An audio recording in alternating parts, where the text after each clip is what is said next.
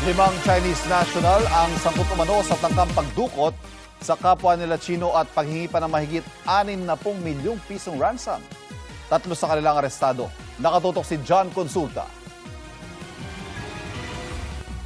Habang paalis ang itim na SUV sa isang establishmento sa Angeles, Pampanga, biglang humarang sa likuran ang isang van. Bumaba mula sa van ang 5 armadong lalaki. Ang driver ng SUV, tinutukan at persahan nilang hinatak papalabas, saka isinakay sa kanilang puting van. Batay sa investigasyon ng pulisya, Chinese nationals ang driver ng SUV at mga armadong lalaki.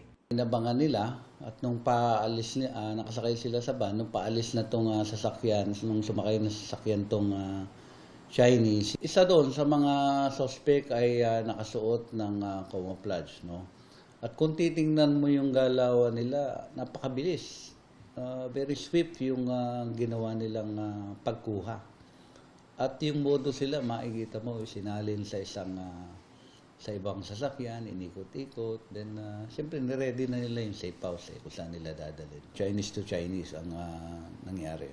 So, ang punteriya nila is Chinese. Sa follow-up operation ng RSOG Region 3 at PNP Anti-Kidnapping Group kinabukasan, natunton at naaresto sa Tarlac City ang 3 sa 5 Chinese na dumukot sa kanilang kababayan. Huli rin ang isang Pilipina na nagrenta ng puting van na ginamit sa pagdukot.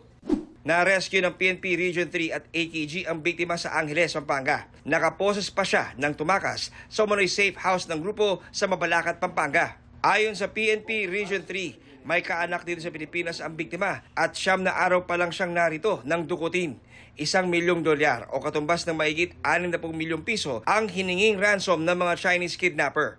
Yung nagne-negotiate, going from one place to another, paikot-ikot lang sa area ng Clark, Angeles, then Tarlac. Based on our investigation, isa doon ay may kaso dati sa China na parang scam sa mga illegal gambling.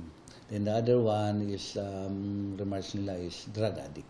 Wala pang pahayag ang mga suspect.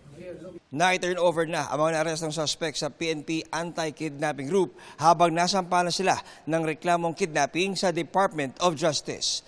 John Consulta, Nakatutok, 24 Oras.